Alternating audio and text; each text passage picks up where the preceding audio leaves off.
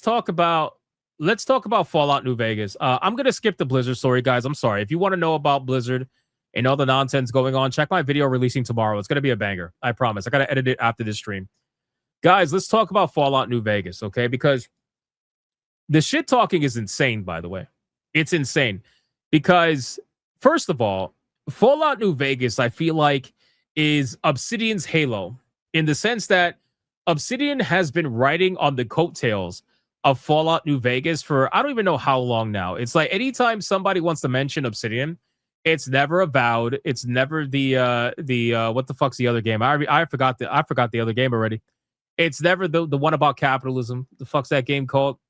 It's never those games. It's always Fallout New Vegas. That's the one that they want to reference all the time because that's the one anybody ever references, right? So now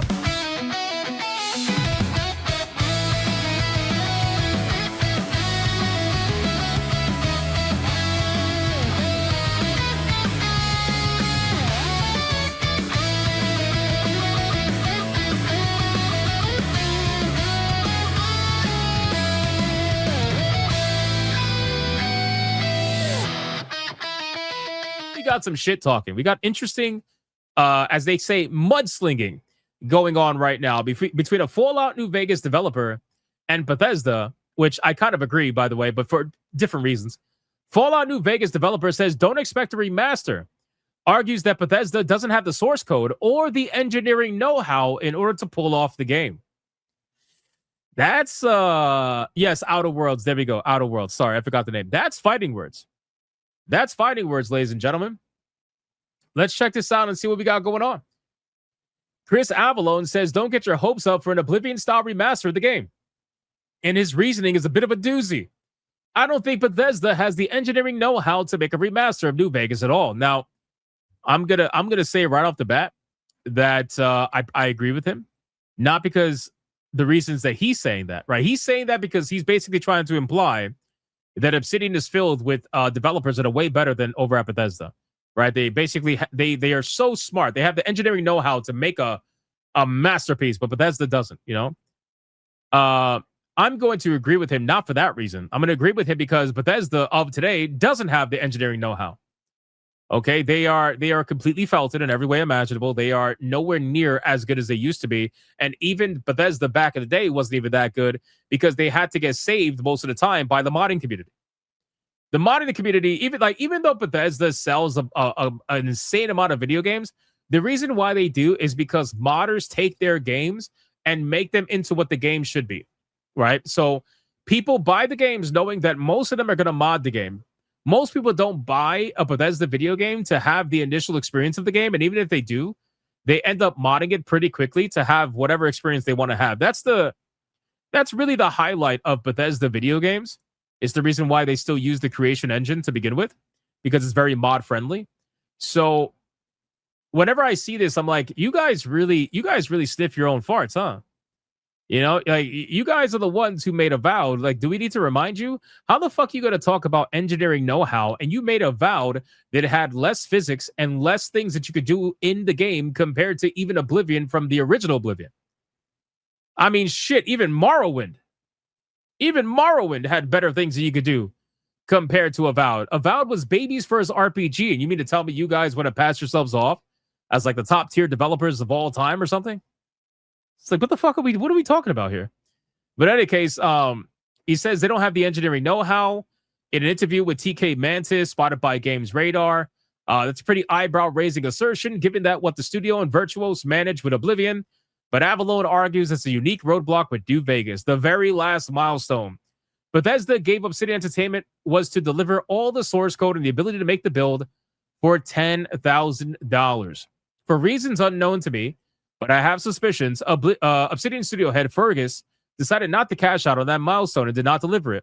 Says Avalone, it's not a strange decision if you feel, which would not be out of the realms of possibility, that the New Vegas experience cheated him out of X amount of money. Oh, so they offered money for the source code and the ability to make the build, and they decided not to follow through? Why the fuck would... That's interesting. It's not like they want to... maybe they want to be known as the only ones who actually did it. They don't want to give Bethesda all the clout on that. They want to be able to have New Vegas under their own belt And they want to be able to say from the makers of New Vegas on every new game they come out with, because that's what they do. That's what fucking Halo Studios does with Halo. From the makers of Halo, we bring to you this garbage. Like nobody cares, bro. And to be fair, yeah, $10,000 is nothing for a game like New Vegas, bro. You should offer way more money than that. But anyway, for reasons unknown to me, I have suspicions. He says it's strange. It's not a strange decision if you feel, which would not be out of the realm of possibility, that the New Vegas experience should amount of X amount of money. In which case, cutting off the revenue stream for that product for a time would be a possibility. I can certainly see that. And I'm not saying Bethesda doesn't have the source code for New Vegas. They may have aspects of the code, but everyone that I talked to after that period of time said they had no idea how to reassemble it. The idea that Bethesda doesn't have the source code for New Vegas seems absurd. I've reached out to Bethesda reps to ask whether there's anything to it. What that milestone really meant was all of those assets are given to Bethesda. That means they can recreate the game at any time, says Avalon. Things get a little thornier when you get to how Bethesda would actually approach such a project. The Oblivion Remaster uses a fork of Unreal Engine 5 that somehow incorporates the original Gamebryo engine. So one of the only ways they could do a New Vegas remaster would involve a similar approach, with Avalon adding that the mooted Fallout 3 remake would be a good opportunity to try out that process just to see what all the problems and issues are as a result. Well, that's great. That's what we need. We need more problems and more issues in a Fallout video game or an Elder Scrolls video game. That's clearly what we need, boys, because that's clearly what everybody wants for these games. I'm telling you, man, with all due respect, I know there's people out there that love Bethesda games. For me, I used to, but now I've lost so much respect for this company, I just don't care. But I'll be so fucking honest with you. If it wasn't for the modding community, I don't think Bethesda would be anywhere near where they are today. I just don't. I'm sorry. Like, I know they make some grand worlds, big worlds, and all that stuff. They're buggy as shit. They're broken half the time. But if it wasn't for the modding community, I don't think that those games would have the lasting power that they have. I don't think that they would have the name recognition that they have. I just don't. And I'm not a modder.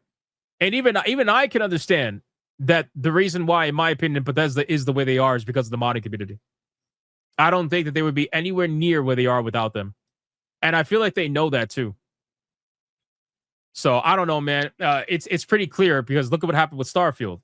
Starfield tried to slow down the modding portion of Starfield, and, well, nobody's really around playing that game like they're playing other games, you know? We're never getting an Elder Scrolls 6. Bro, I'll be honest with you.